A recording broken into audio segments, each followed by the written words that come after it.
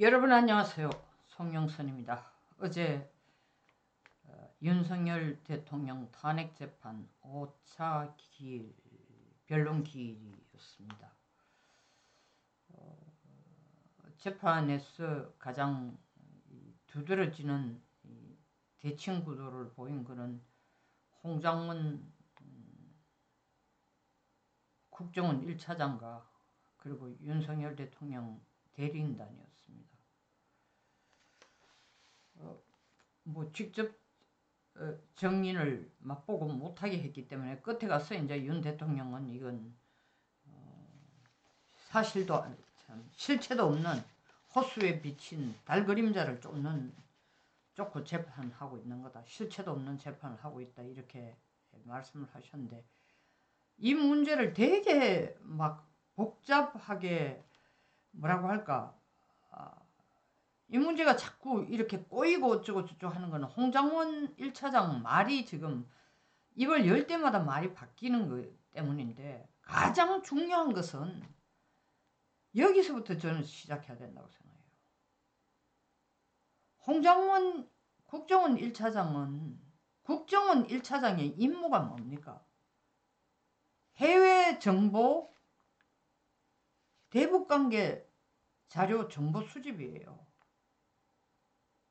그리고 2차장이 사실은 대공수사를 하도록 돼 있는데 지금 대공수사권이 어디로 넘어갔습니까? 실질적으로 대공수사권은 경찰로 넘겨놨잖아요. 검수완박인지 뭔지 한 다음에 난리를 치면서. 그러면 실질적으로 국정원 1차장이 해야 될 제일 중요한 게 뭐냐면 간첩 잡는 일이야. 간첩 잡는 일. 그런데 대통령이 자기한테 제일 먼저 계엄 선포하자마자 자기한테 제일 먼저 전화해가지고 다 잡아들여 이랬다고 해서 자기는 그걸 정치인으로 해석한다는 자체가 저는 두 가지로 볼 수 있어요. 홍장원이 정말 마음이 어디 딴 데 콩밭에 가 있거나 어? 콩밭에 가 있는 사람 아니면은 대통령이 이런 짓을 했는데 바로 그 다음날 조태용 국정원장한테 원장님 빨리 우리 재명 더불어민주당 대표한테 전화해야 되는 거 아닙니까? 이 대표한테 왜 전화를 한대?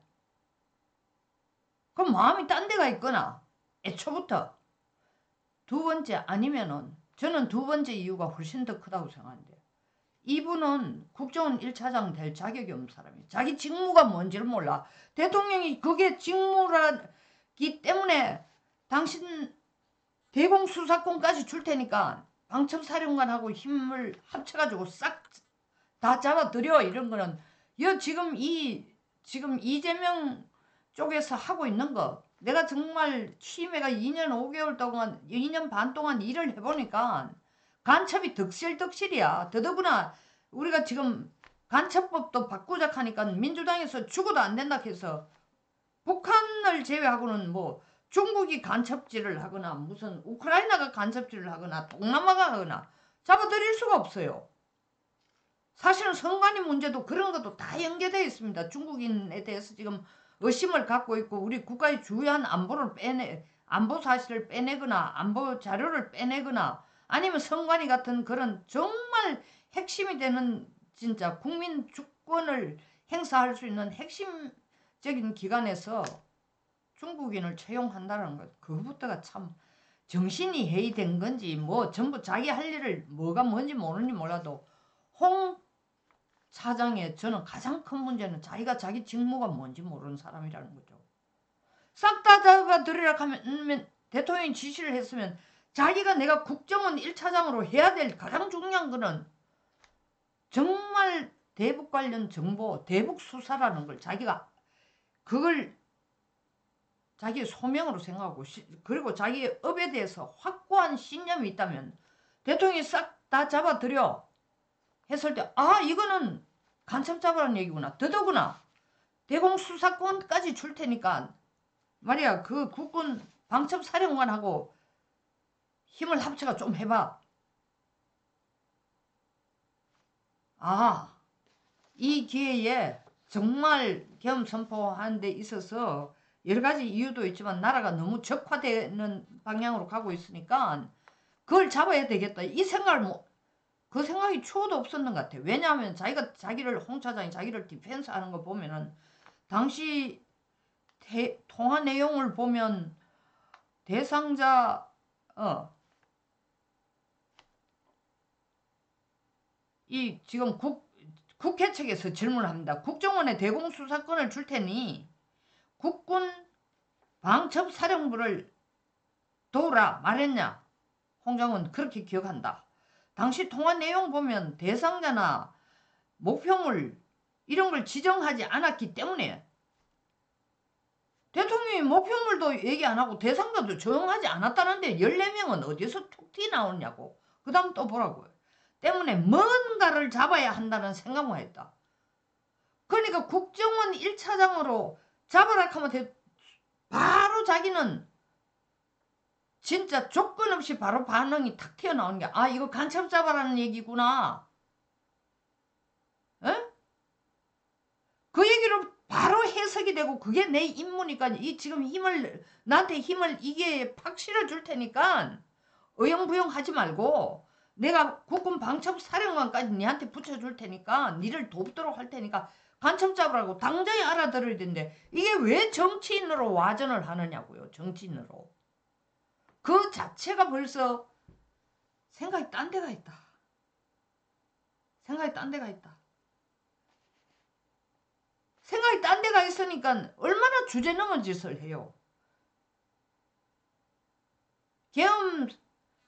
비상계엄 해제 후에 이틀 후에 김태효 국가안보실 1차장에게 텔레그램으로 대통령께서 국민들에게 진심으로 사과하시고 여러 가지 마음과 심경을 말하면 국민들도 이해할 것이다.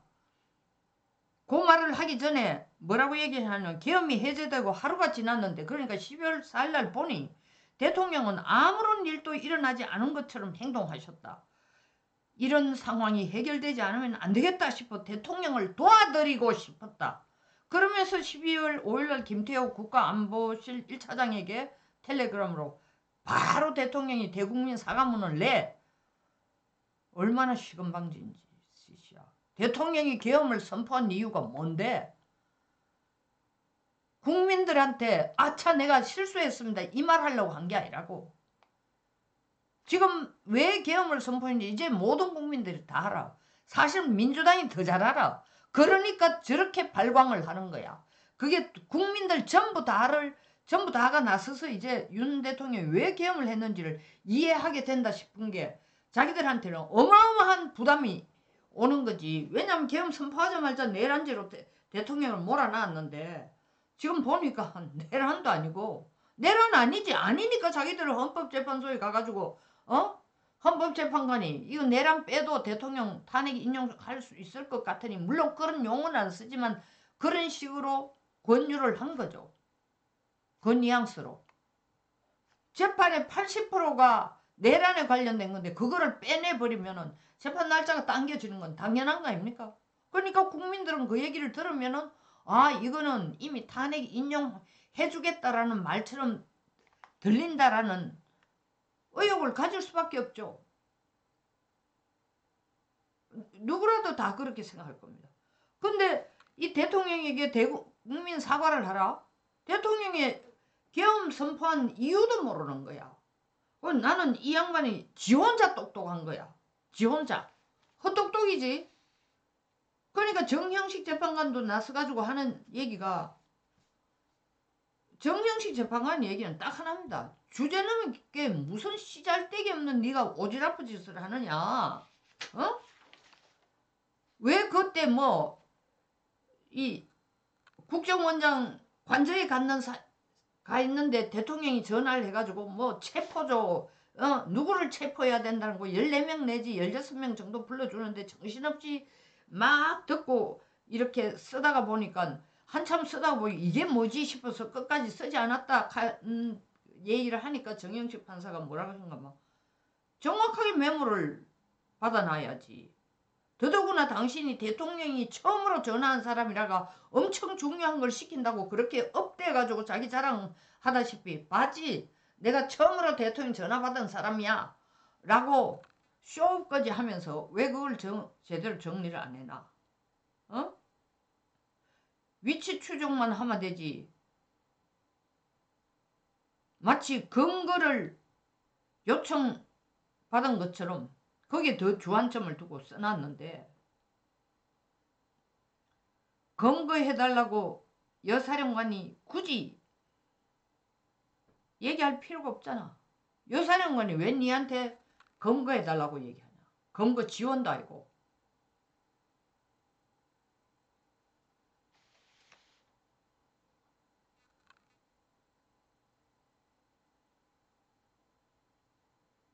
재판 명단에 포함된 인물들의 위치 추적은 하지 않았다. 국정원은 영장 없이 위치 추적을 할 수 없습니다. 그러나 비상계엄 상황이라 적극적으로 대통령 지시라서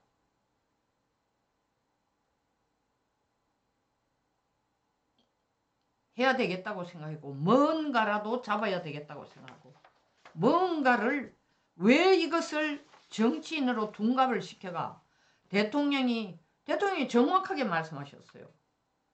내가 정말 계엄에 관련돼서 국회의원이나 뭐 사법부나 무슨 행정부에 정말 범법자가 있다면은 혹은 죄가 의심이 되는 아주 국가 안보에 진짜 위협이 되는 존재가 있다면은 그걸 불러들이려면은 국정원장을 통하지 왜 당신한테 내가 평상시에 당신하고 노상 그 명령 체계도 안 맞는 거예요. 명령 체계. 그 얘기를 하시는 거지. 내가 왜 당신한테 전화를 해. 그런 일이라면 맞는 얘기죠. 근데 홍장원 인터뷰하고 나가 또 한 얘기가 뭐예요. 밖에 와가지고 기자들이 한 말씀 하라 이러니까 뭐 대통령이 뭐 내 말고도 여러 사람한테 전화했더구만 빈정거리는 거지. 그런데 뭐 내가 들어보니까 대통령이 뭔가 생각에 좀 오류가 있으신 것 같은데 내가 굳이 그 자리에서 뭐 올리 그러니 말하는 게 그럴 것 같아. 입을 다물었다. 뭐 말도 안 되는 소리를 하고 있어. 에? 제가 처음으로 대통령으로부터 전화를 받은 사람이니까 저는 토시 하나 잊지 않고 다 기억합니다. 제가 보기에는 대통령님 말씀에 오류가 있는 것 같다. 나는 칼같이 정확한 기억력을 가지는데 대통령이 디디하다 이거야. 자기 기억도 제대로 못하는 것 같아. 이런 정말 오만방자한 그러면서 혹시 제 말이 의심되는 부분이 있을 수 있는데 그건 제가 맥락 없이 듣고 기억하는 부분에 대해서 설명을 했다. 뭔 얘기야 이게 뭔 얘기야. 내 말이 맥락 없이 정신없이 듣고 있다가 기억하고 있는 부분에 대해서만 설명하고 있으니까 내 기억이 틀릴 수도 있다는 얘기 아니에요. 아니 칼같이 정확하다면서 지는 토시 하나까지 다 기억하고 있다면서. 그러니까 자기 자신 내뱉은 말을 상황적으로 그걸 가장 자기 이익에 득이 되는 이익을 강화시키는 쪽으로 말을 계속 트위스트 시키는 거예요. 근데 결론적으로 들어보면은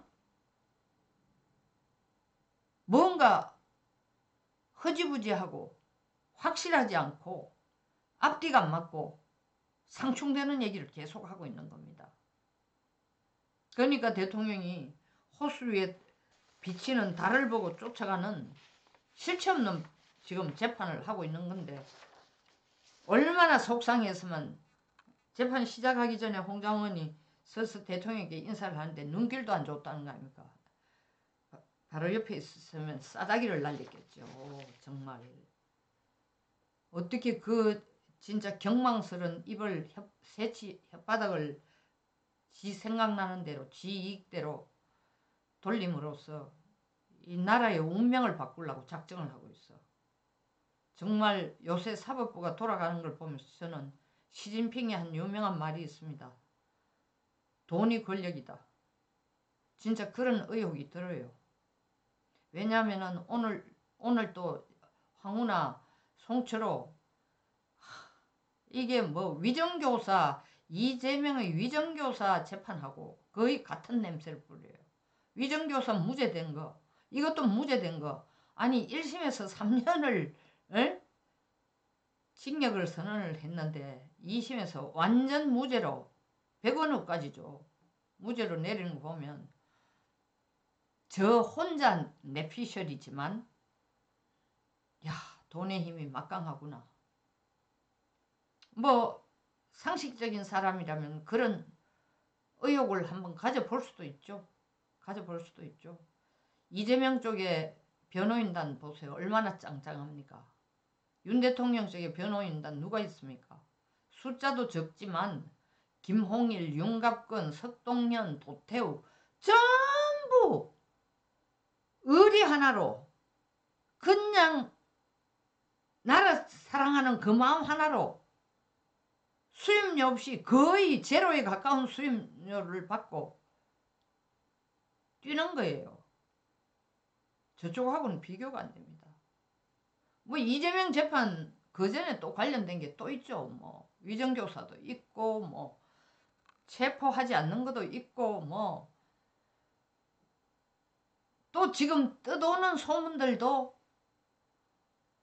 헌법재판소도 뭔가 관련이 있지 않나 이런 얘기들도 나돌고 있습니다. 구름 잡는 얘기는 아닐 겁니다. 그런 일은 절대로 없어야 되지만 지금 사법부가 보여주는 사법부라는 게 특히 헌재가 지금 보여주는 편파성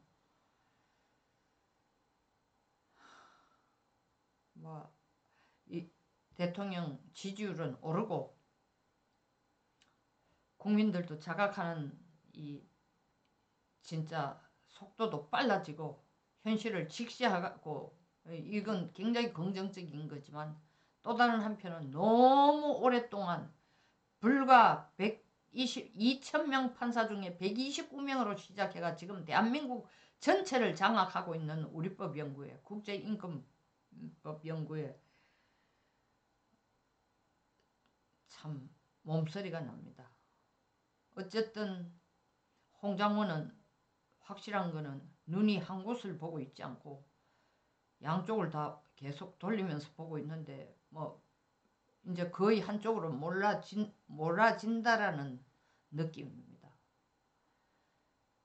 사나이 한번 태어나서 육군사관학교까지 졸업했으면 국가를 위해 충성을 하고 군 통수권자에 대한 충성심 좀 보여주는 게 그게 좀 제대로 살다가 죽는 거 아니겠어?